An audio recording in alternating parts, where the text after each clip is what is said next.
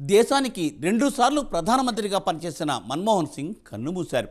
మన్మోహన్ సింగ్ 2004 నుండి 2014 వరకు భారత ప్రధానిగా పనిచేశారు. అంతకన్నా ముందు 1991లో ఆర్థిక మంత్రిగా ఆయన భారతదేశంలో ఆర్థిక సరళీకరణకు పునాదులు వేశారు. ఇది ప్రపంచ స్థాయిలో దేశ ఆర్థిక వ్యవస్థను బలోపేతం చేసింది.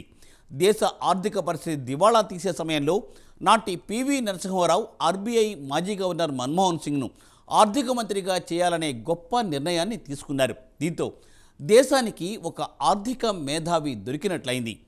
అవిభక్త భారతదేశంలో ప్రస్తుతం పాక్లో ఉన్న పంజాబ్లోని గహగ్రామంలో 1932 సెప్టెంబర్ 26న మన్మోహన్ సింగ్ జన్మించారు.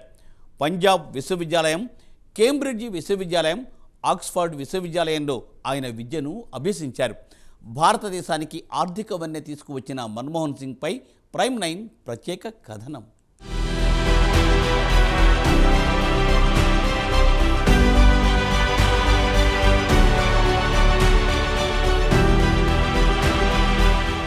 గత కొంతకాలంగా శ్వాస సమస్యలతో ఇబ్బంది పడుతోన్న భారత మాజీ ప్రధాని మన్మోహన్ సింగ్ గురువారం ఢిల్లీ ఎయిమ్స్ ఆసుపత్రిలో కన్నుమూశారు. 92 ఏళ్ల మన్మోహన్ సింగ్ భారతదేశానికి 2 సార్లు ప్రధానమంత్రిగా పనిచేశారు.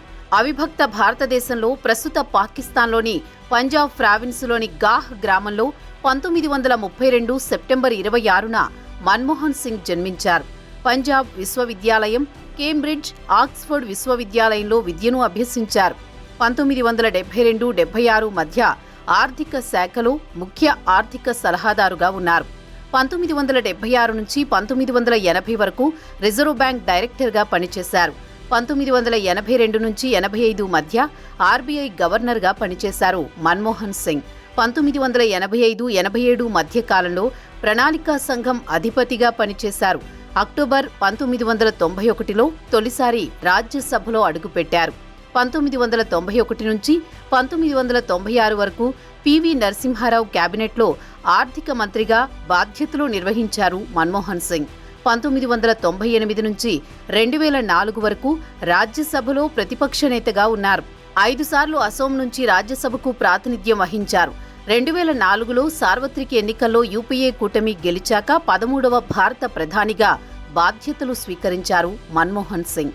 2004 నుంచి 2014 వరకు 2 సార్లు దేశ ప్రధానిగా పనిచేశారు.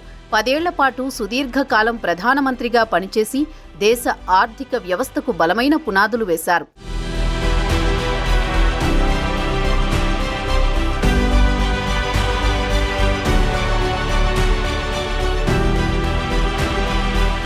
పంతొమ్మిది 1989లో కేంద్రంలో ఏర్పడిన నేషనల్ ఫ్రంట్ ప్రభుత్వంలో అస్థిరత ఏర్పడి 2 ఏళ్లలోనే 2 ప్రధానమంత్రులు మారి దేశం దివాళా తీసే పరిస్థితుల్లో కాంగ్రెస్ సారథ్యంలోని పివి నరసింహారావు ప్రధానిగా 1991లో కొత్త ప్రభుత్వం ఏర్పడింది. దేశం చాలా క్లిష్ట పరిస్థితుల్లో ఉంది. బంగారం నిల్వలు కూడా తాకట్టు పెట్టుకునే స్థితికి చేరుకుంది. అలాంటి సమయంలో ఆర్థిక మంత్రిగా మన్మోహన్ సింగ్ను నియమించారు పివి నరసింహారావు. ఎవరూ ఊహించని ఈ నిర్ణయానికి పార్టీలోని సీనియర్లు సైతం పివిని తప్పుపట్టారు. అప్పటి వరకు రాజకీయాలు కూడా ఏంటో తెలియని ఒక ఆర్థికవేత్తను మంత్రిగా చేయడం పివి తీసుకున్న సాహసోపేత నిర్ణయమని చెప్పుకోవాలి. ఆ నిర్ణయమే భారతదేశాన్ని ప్రపంచ దేశాల దగ్గర తలెత్తుకునేలా చేసింది. పీకల్లోతు కష్టాల్లో ఉన్న భారత ఆర్థిక వ్యవస్థను గాడిన పెట్టడానికి నూతన ఆర్థిక సంస్కరణలు ప్రవేశపెట్టారు మన్మోహన్ సింగ్. అప్పటి వరకు ఉన్న లైసెన్సీజ్ వ్యవస్థను రద్దు చేశారు. ఆర్థిక సరళీకరణ, ప్రైవేటీకరణ, ప్రపంచీకరణ విధానాన్ని అవలంబించారు. దీంతో 1 సంవత్సరంలోనే ఆర్థిక వ్యవస్థ కుదుట పడింది. ఈ క్రమంలో మన్మోహన్ సింగ్ పేరు దేశంలోనే కాదు ప్రపంచంలోనే మారుమ్రోగింది.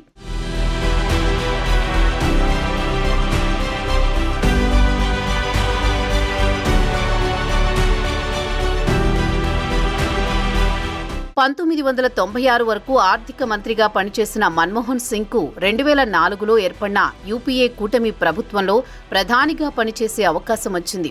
2004 నుంచి 2014 వరకు దేశాన్ని ఆయన సమర్థంగా ముందుకు నడిపించారు. గ్రామీణ పేదలకు ఏడాదికి 100 రోజుల పనికి గ్యారంటీ కల్పిస్తూ ప్రధానమంత్రి గ్రామీణ ఉపాధి హామీ పథకం ఆయన హయాంలోనే ప్రారంభమైంది. పైగా ఆ పథకాన్ని అనంతపురం జిల్లా నుంచి ఆయనే స్వయంగా వచ్చి ప్రారంభించారు. ఇంకా ఎన్నో కీలక పరిణామాలు ఆయన ప్రధానిగా ఉన్నప్పుడే చోటు చేసుకున్నాయి.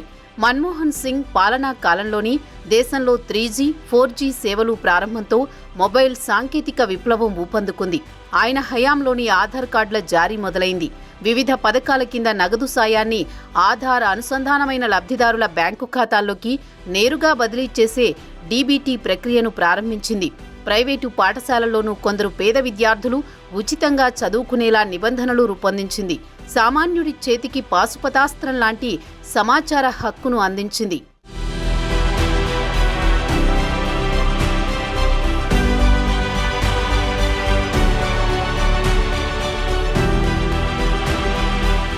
ప్రధానిగా మన్మోహన్ 10 ఏళ్ల పదవీకాలంలో ఎన్నో సంక్షోభాలు తలెత్తాయి.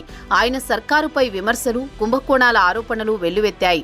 సంకీర్ణ ప్రభుత్వం కావడంతో కూటమిలోని అన్ని పార్టీలను సంతృప్తి పరిచేటట్లు పాలించాల్సిన అవసరం ఏర్పడింది. 2G, బొగ్గు, కామన్వెల్త్, ఆదర్శ్ హౌసింగ్ ఇలా చాలా కుంభకోణాలు ఆయన ప్రభుత్వాన్ని అతలాకుతలం చేశాయి. అయినప్పటికీ మన్మోహన్పై నేరుగా ఎవరూ వేలెత్తి చూపలేదు.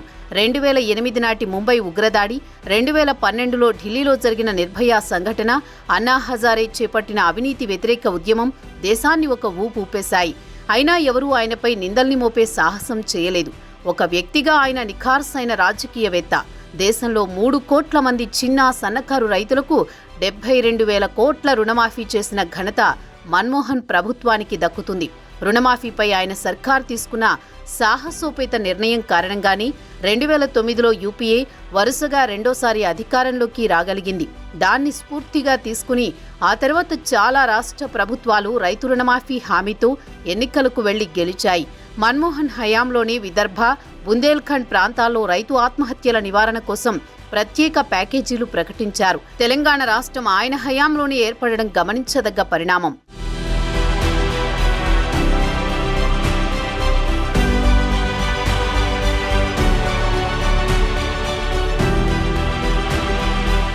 మన్మోహన్ సింగ్ కాస్త నెమ్మదైన మనిషే, కానీ ఆయన ఆలోచనలు పాదరసం లాంటివి. దేశానికి సరికొత్త దశ, దిశ చూపిన ప్రధానమంత్రిగా చరిత్ర ఆయన్ను గుర్తుంచుకుంటుంది.